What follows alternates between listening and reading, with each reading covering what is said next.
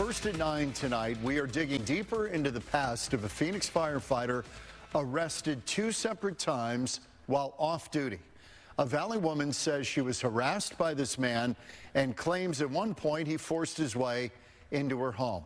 Fox 10 investigator Justin Lum joins us live from Phoenix Fire with what he's uncovered. Justin. And John, to be clear, we have reached out to Phoenix Fire to speak about the choice of discipline here, a 1-day suspension. The department says they cannot comment on disciplinary actions taken in the past, a spokesperson is telling me. And of course, we have reached out to the actual firefighter for comment. No response at this time, but through his personnel file, we've learned both arrests involve a lot of alcohol. Allison Hawley is speaking exclusively to Fox 10 Investigates about this man, 41-year-old Derek Cast. He's a Phoenix firefighter for Battalion 1, and his father also worked for the department. Allison says she met Cast 3 years ago at the Speakeasy Bar in Sun City while she was with friends. He asked my friend for a ride home. That's when we drove him to his house. And I had mentioned, oh, I live right here, you know, close by. Not thinking he was a harm or any kind of danger. He'd introduced himself as a fireman, said he was a decent guy. I was getting to know, you know, them, and I didn't think he was a harm. So I gave him my number, and then that was a huge mistake. In the days leading up to June 30th, 2021, she admits they exchanged text messages. But on that night, surprise police say Cass showed up at Allison's home uninvited. When I walked out to the door, I opened it. Derek pushed his way in and started heading straight towards my children's bedrooms, immediately yelling, "You want to meet a fireman?" He was holding a bottle of whiskey in his hand. My whole body went into shock. Fox 10 obtained Cast's employee file from the city of Phoenix. Documents on this incident confirm he was intoxicated at Allison's home in front of her 2 young daughters. I said, hey, why don't I just give you a ride to your house? You know, the girls have school tomorrow. They don't need to be disturbed. Let's just come on, let's go. You know, so I had to try to talk him because he didn't seem all there. A summary of Surprise PD's report reveals Cast returned to Allison's home after she dropped him off. According to her, Cast rang the doorbell nonstop, shined a red light through her front window, and kept calling her phone. She called 911, and Cast was gone before officers arrived. 20 minutes after officers left, the report says Cast came back a 3rd time to harass Allison. Police later arrested the firefighter, noting Cast had slurred speech and admitted to drinking 12 beers. Cast was cited for 2 counts of assault and 1 count of harassment, but released. Cast pled guilty to disorderly conduct in municipal court, assault and harassment charges dismissed. He was sentenced to 1 year of probation, ordered to pay a $400 fine, and get mandatory alcohol and anger management counseling. I feel completely to blame that I even was in a position to meet him. I feel like, you know, I don't go out. That was like the one time I had gone out in years, and this happened. So in December 2021, Phoenix Fire interviewed Cast about his arrest. He said he was intoxicated but couldn't remember all the details, saying he didn't intend to hurt anyone and thought he and Allison were starting a relationship. It took nearly a whole year for the department to decide to suspend him for 1 workday of 11 hours for violating rules of conduct. But this wasn't Cast's first run-in with the law. His file shows he was arrested in June 2019 by El Mirage police for disorderly conduct and criminal trespassing. Police say Cast knocked on his neighbor's door, and once they opened it, he forced his way inside. When the homeowner pulled out a gun, Cast went outside, but kept pounding on the door demanding alcohol, or he was going to hurt them. Cast pled guilty to disorderly conduct in city court and entered a 6-month diversion program requiring alcohol abuse screening and more than $500 in fines. Back at Phoenix Fire, he was given a written warning. Allison is still traumatized and says there's a clear lack of consequence for Cast. it is traumatic for everyone, but I don't feel that he should have gotten, you know, just a little bit of a fine and then continued on, because how many more times is he going to get in trouble? Now, going through the rest of Cass's file shows that he met all performance expectations since being hired in 2007 until a 2023 evaluation, which finally documented the discipline for the incident at Allison's home 2 years prior, citing that he did not meet the expectation for professional and ethical conduct. Live in downtown Phoenix, I'm Fox 10 investigator Justin Lum. Justin, thanks. If you have a tip for our team, scan the QR code on your screen, or you can email us at fox10investigates@fox.com. But we begin with the Fox 10 News alert out of Buckeye tonight. Police say a grandmother killed her granddaughter tonight. The shooting happened at a home near Baseline and Miller Roads. And Fox 10's Nicole Christine is live with the very latest for us tonight. Nicole, what happened? Yeah, good evening, Brian and Ashley. This is a complex situation, according to Buckeye police. Evidence still being collected and information still to come from them. They say that this all started this afternoon, just after 4 o'clock, with a shooting call to 911. And during that call, they could hear yelling in the background. They said that once they got to the scene here in this neighborhood in Buckeye, they ordered everyone inside the home to come out. They said a woman in her 50s did come out of the home. She was detained without incident, but she was the only one to come out of the home. So once they went inside to search for others, they did find a woman in her 30s, unresponsive, suffering a gunshot wound. She had been shot at least once. Exactly how many times is still part of the investigation. First responders did try to save her, but sadly she did die on scene. Police also found a woman in her 70s inside the home with a handgun near her. They believe at this point that that was the shooter. Preliminary evidence indicating this is a domestic violence incident involving a grandmother, mother, and a granddaughter who all lived in this home. At this point, no other people are believed to have lived there except for these three. Buckeye police say this is the first homicide of the year with city police, and it's been a hard day for everyone. Situations like this are very emotional for the families involved, for the community members, the neighbors nearby, and the officers, especially those first responders that tonight who tried to save this woman's life and unfortunately were unsuccessful.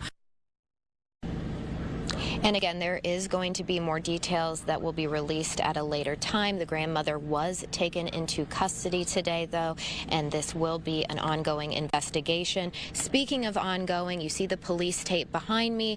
This is a residential neighborhood, and Buckeye police are just asking people in this area to be patient with them as they continue to investigate and collect evidence. No information on the identities has been released at this time. That will come at a later date as well. Reporting live tonight in Buckeye, Nicole Christine, Fox 10 News. All right, Nicole, sad news for that family. Thank you for the update. Holiday cards and packages are crisscrossing the country right now before Christmas, but a few appear to have been rerouted illegally when they got to a UPS warehouse in Mesa. 4 men accused of being more interested in making profits than making their deliveries. Fox 10's Brian Webb is live tonight with the details. It's crazy how they did this, Brian. Well, yeah, started with a tip from Mesa Police, then led to an internal investigation. The packages were making it to the warehouse, but not to the final destination, and it may have been going on since last Christmas. I'm going to ask it one by one if you have any questions, starting with Mr. Larch. Sir. Mr. Panasi. What was the second charge you said it was? So it's fraudulent schemes, which is a Class 2 felony.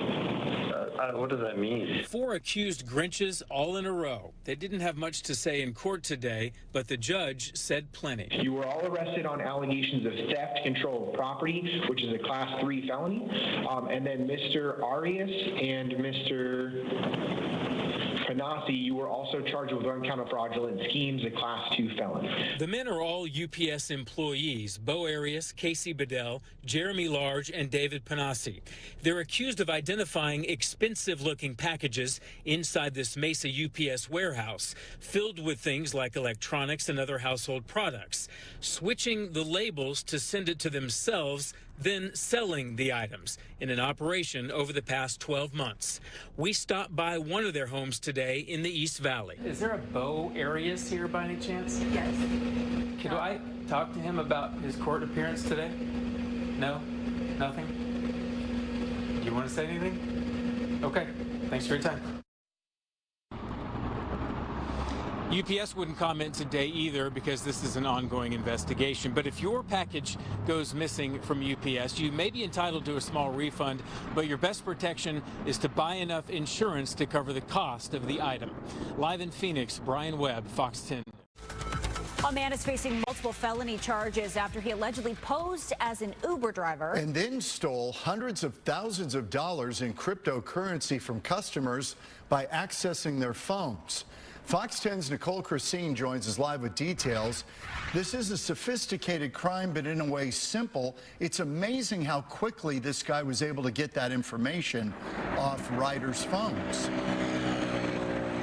Yeah, it sure was. John and Christina, this is the scene where this was happening outside of the W in Scottsdale, and they say that Nur Hussein picked up 2 victims, one in March, one in October. They say he posed as an Uber driver, and then his secret motive, one that was sophisticated yet simple, as you said, John, was to steal over $200,000 combined in cryptocurrency.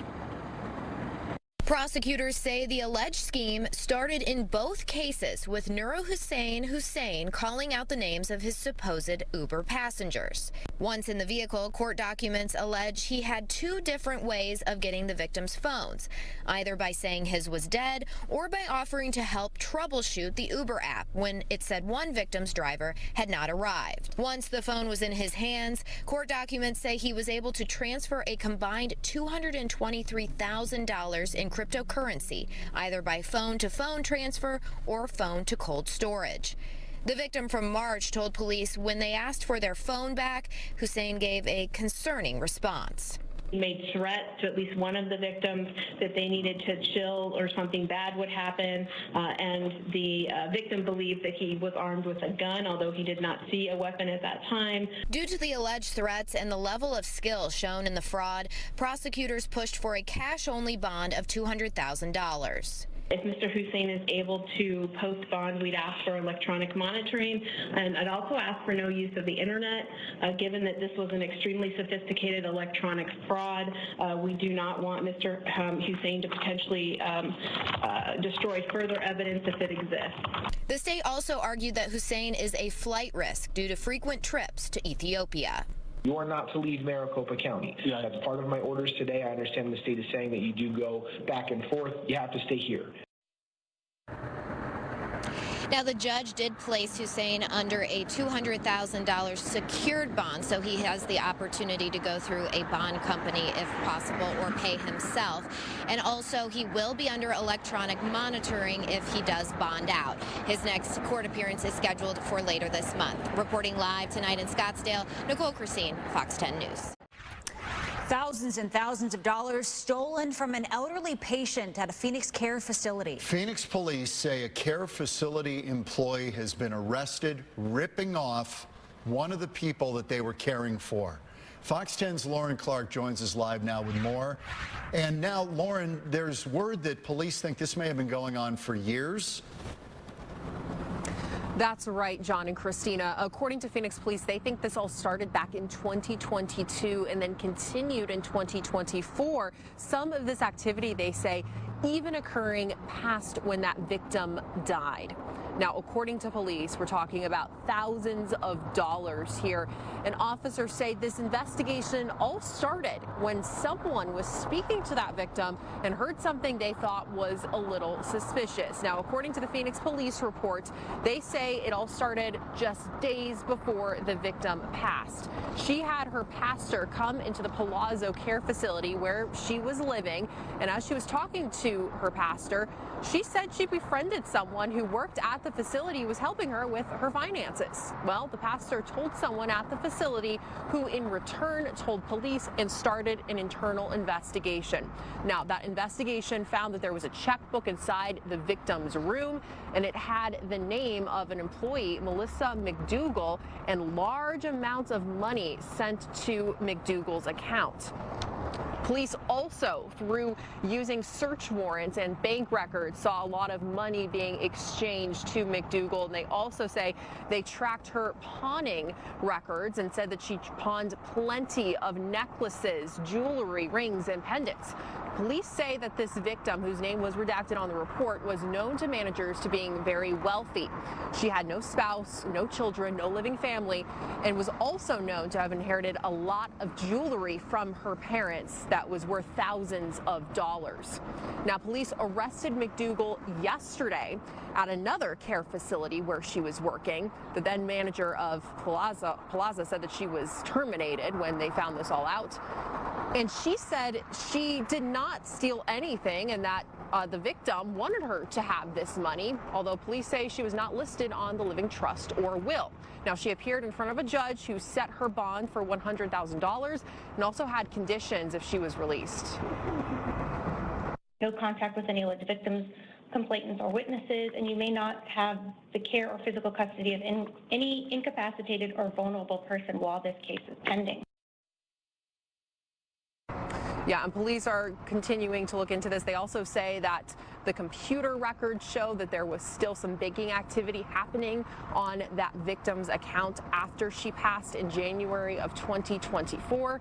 We'll also be following the story, too. We reached out to the care facility that she was currently working at. When we were there, we were told the person who typically handles media inquiries wasn't there at the time. But if they respond back to us, we will give you details of what they said in our online report. Reporting live here in Phoenix, Lauren Clark, Fox 10 News.